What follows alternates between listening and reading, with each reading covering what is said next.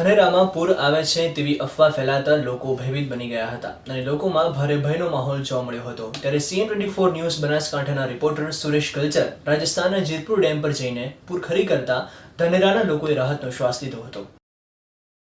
રાજસ્થાનમાં આવેલા જેતપુર ગામનો ડેમ જો છલકાય તો ધાનેરામાં પૂર આવે અને અગાઉ પણ અચાનક પાણી આવી જતા ધાનેરા મોટું નુકસાન થવા પામ્યું હતું। તે બાદ આજે ફરી ધાનેરામાં અફવા ફેલાઈ ગઈ હતી કે જેતપુર ડેમ ફૂટી ગયો છે। તે બાબતે લોકોના જીવ તાળડે ચોંટી ગયા હતા અને લોકોમાં ભારે ભયનો માહોલ જોવા મળ્યો હતો। આ અફવાની જાણ CN24 ન્યૂઝને થતા CN24 ન્યૂઝની ટીમ રાજસ્થાનના જેતપુર ગામે આવેલા ડેમ પાસે જઈને જોયું તો ડેમ આશરે 7 થી 8 ફૂટ જેટલો ખાલી જોવા મળ્યો હતો।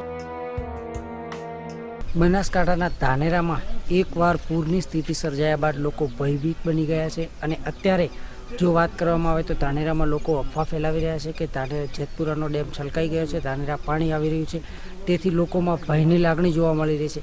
અત્યારે CN24 ન્યૂઝની ટીમ પહોંચી છે જેતપુરા ડેમ પાસે।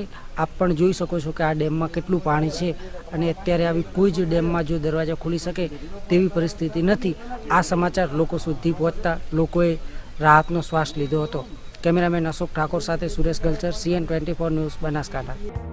CN24 ન્યૂઝની ટીમ રાજસ્થાનના જેતપુર ગામે આવેલા ડેમ પાસે જઈ ડેમના તમામ દ્રશ્યો કેમેરામાં કેદ કર્યા હતા અને આ દ્રશ્યો ધાનેરા મામલતદારને બતાવતા ધાનેરા નાયબ મામલતદારે પણ આવી ખોટી અફવાથી દૂર રહેવા લોકોને જણાવ્યું હતું।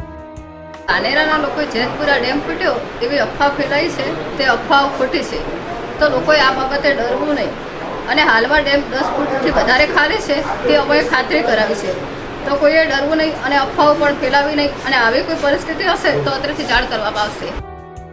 ધાનેરામાં જ્યારે પૂરનું પાણી આવ્યું ત્યારે લોકોને તંત્ર દ્વારા અલર્ટ કરવામાં આવ્યા નહોતા, જેને કારણે લોકોનો વિશ્વાસ તંત્ર પરથી ઉઠી જવા પામ્યો હતો। જ્યારે CN24 ન્યૂઝના કેમેરામાં જેતપુર ડેમના દ્રશ્યો જોયા ત્યારબાદ ધાનેરાના લોકોએ રાહતનો શ્વાસ લીધો હતો। કેમેરામેન અશોક ઠાકોર સાથે સુરેશ ગલચર, CN24 ન્યૂઝ બનાસકાંઠા।